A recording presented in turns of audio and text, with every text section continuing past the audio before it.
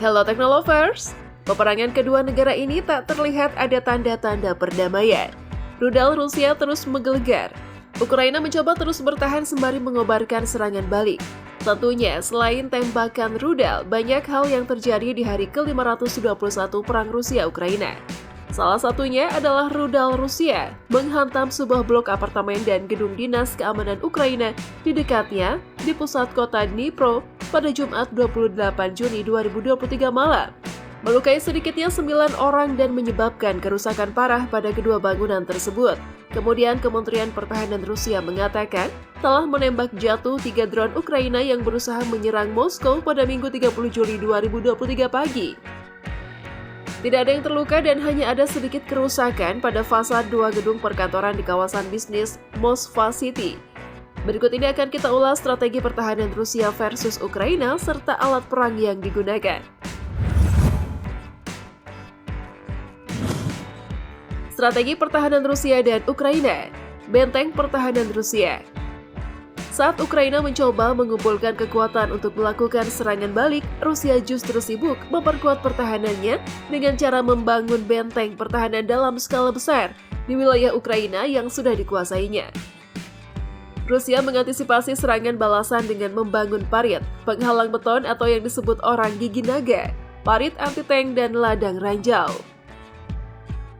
Ini bisa dibilang sistem pertahanan militer yang paling luas di dunia selama beberapa dekade. Garis pertahanan yang dibangun kira-kira memiliki panjang 2.000 km, mulai dari perbatasan Rusia dengan Belarus ke Dnipro. Sekitar dari setengah panjangnya itu berada di Ukraina. Daerah yang paling luas dibentengi adalah wilayah Zaporizhia, Kherson, Luhansk, dan Donetsk. Di beberapa wilayah kecil seperti di kota kecil Tokmak, warga sipil sudah dipindahkan untuk mengubah kota kecil tersebut menjadi benteng militer pantai barat Crimea. Yang dulunya resort, kini dipasangi gigi naga di sepanjang pantai dan parit. Kemudian di jalan raya S105 dipasang sederet parit dan anti-tank yang membentang dari jalan raya utama di sepanjang S105 km yang berada di sebelah barat Tokmak. Belum lagi senjata nuklir taktis Rusia yang disimpan di Belarus yang berbatasan langsung dengan Ukraina.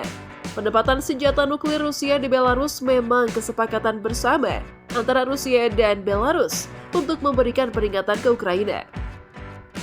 Cuma yang jadi permasalahannya adalah penempatan senjata nuklir bukan mengancam Ukraina, tapi seluruh Eropa loh gengs.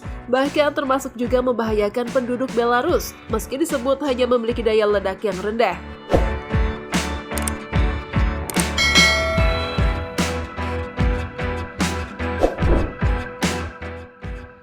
Strategi dan target Ukraina. Strategi Ukraina dalam serangan yang dilakukan oleh Rusia sejak Rusia menginvasi Ukraina. Rusia telah menduduki dan menguasai beberapa wilayah di bagian timur, mendeklarasikan secara sepihak wilayah Luhansk, Donetsk, Kherson, dan Zaporizhia sebagai wilayah Rusia. Nah, inilah yang ingin diambil alih oleh Ukraina. Yang harus Ukraina tunjukkan mengingat senjata dari Barat telah diterima adalah kemenangan memukul mundur Rusia. Jika serangan darat Ukraina berhasil, maka bisa dipastikan negara Barat dan NATO bersedia mengirim bantuan senjata lanjutan untuk Ukraina. Yang jelas, Ukraina membuktikan Zaporizhia misalnya. Di sana, Ukraina melancarkan serangan utamanya. Masalahnya, pasukan Rusia juga sudah siap dengan serangan. Buktinya ada garis pertahanan di wilayah ini yang membentang puluhan kilometer. Meski demikian, Ukraina juga mencari titik lemah di sepanjang garis pertahanan Rusia yang sudah dibangun. Ada 2 hal yang menonjol dari serangan balik Ukraina. Yang pertama, Ukraina bisa maju di beberapa titik selatan dan timur. Kemudian yang kedua, Ukraina juga berhasil membebaskan desa-desa di garis depan bahkan lebih cepat daripada yang dilakukan oleh Rusia selama serangan musim dingin mereka. Hanya saja serangan yang dilakukan Ukraina dianggap kurang berhasil. Serangan balasannya tersebut dianggap tidak memenuhi harapan. Sebaliknya, garis pertahanan Rusia terbukti sangat baik sehingga sulit bagi pasukan Ukraina untuk menembus garis pertahanan. Yang dimana pasukan Rusia berhasil menahan lapis baja Ukraina dengan serangan rudal, ranjau, dan serangan udara secara efektif. Sebenarnya, pasukan Ukraina bisa beradaptasi dengan taktik pertahanan Rusia, hanya saja cuaca buruk yang menjadi faktor penyebabnya. Sehingga pasukan Ukraina sulit menembus pertahanan Rusia. Ya, meski Ukraina gagal, tapi satu hal yang harus pasukan Rusia waspadai, yang dimana ternyata Ukraina belum mengirim semua tank ke garis pertahanan utama Rusia loh, gengs. Seperti yang kita ketahui, Ukraina sudah menerima hampir senjata yang dijanjikan NATO, dan sekutunya ada sekitar 1.550 kendaraan lapis baja dan tank, sekitar 250 unit yang dikirim oleh NATO.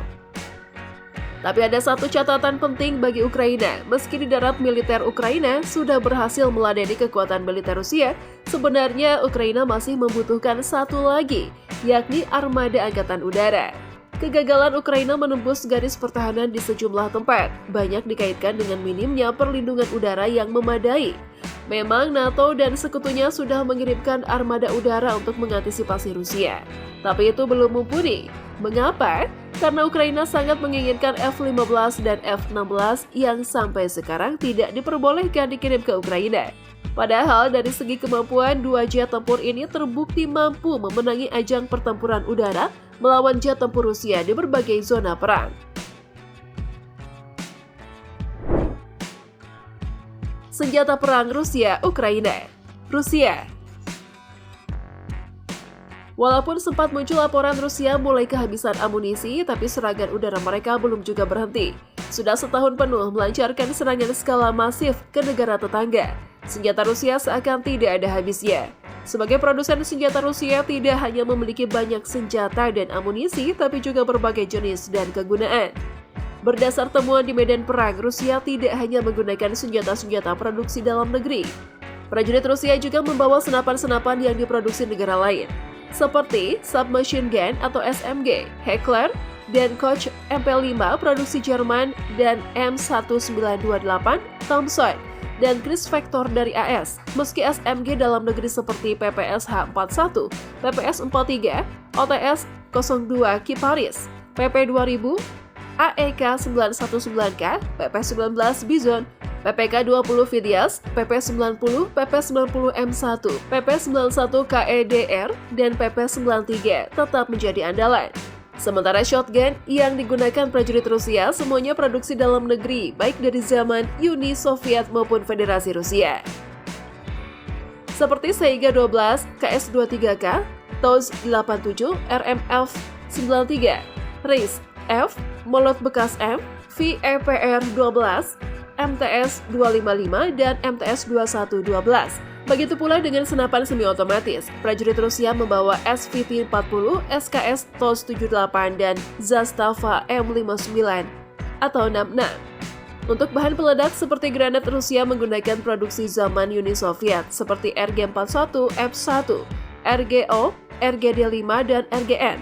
Begitu pula dengan peluncurnya, GP25, Kostior, RGM-40 Kastet, GM-94, AGS-17 Plamia, dan AGS-30 Atlanta. Hanya yang terakhir yang diproduksi Federasi Rusia. Sistem artileri Rusia seperti peluncur roket dan recoilless rifle lebih variatif. Seri RPG banyak digunakan di Ukraina, mulai dari RPG-7, RPG-18 Muka, RPG-22 Neto, RPG-26 Eglin, RPG-27 Tavolga, RPG-28 Klukva, RPG-29 Vampir, dan RPG-30 Kryuk. Rusia juga menggunakan RPG-9 Kopya dan PSRL-1 yang merupakan salinan recoilless rifle AS. Tapi prajurit Rusia juga menggunakan Instalaza C90 produksi Spanyol, M136 AT4 produksi Swedia, Panzerschreck milik Nazi Jerman, Panzerfaust 3 yang diproduksi Jerman modern, M72 Lau dari Amerika, M141 Bunker David Munition dari Amerika, Matador atau Main Portable Anti-Tank Antidor yang diproduksi Jerman, Israel dan Singapura, dan recoilless rifle Carl Gustaf 8.4 cm produksi Swedia. Tidak hanya senjata-senjata panggul yang dibawa prajurit, Rusia juga tidak hanya mengandalkan teknologi dalam negeri untuk senjata-senjata canggihnya, seperti rudal jelajah 9M727. Rudal yang dapat bermanuver di ketinggian rendah dan menghindari radar tersebut berisi 31 komponen negara asing. Berdasarkan penelusuran lembaga think tank Royal United Service Institute, bagian teknologi 9M727 diproduksi Instruments Inc. and Advanced Micro Device Inc. yang bermarkas di Texas, Amerika Serikat, dan Cypress Semiconductor yang kini dimiliki perusahaan Jerman Infineon AG. Sejak invasi dimulai, Rusia menggunakan rudal jelajah KH-55 dan KH-101 yang ditembakkan pesawat bomber, rudal laut Kaliber, dan rudal darat Iskander. Moskow juga menggunakan sistem rudal darat ke udara, S-300 untuk menembak target-target di darat. Rusia juga menggunakan tank dalam negeri di Ukraina. Hampir semua seri T digunakan dalam perang tersebut, mulai dari T-62, T-64, T-72, T-80, dan T-90. Begitu pula dengan serangan udara, Rusia menggunakan semua seri Sukhoi dan Tupolev. Di udara, Rusia mengerahkan Sukhoi Su-24, Su-25, Su-27, Su-30, Su-34, Su-35, dan Su-57. Sementara seri Tupolev, Rusia mengerahkan Tu-22M, Tu-95, Tu-214R, dan Tu-160. Moskow juga menggunakan pesawat multifungsi 4 mesin Ilyushin Il-76.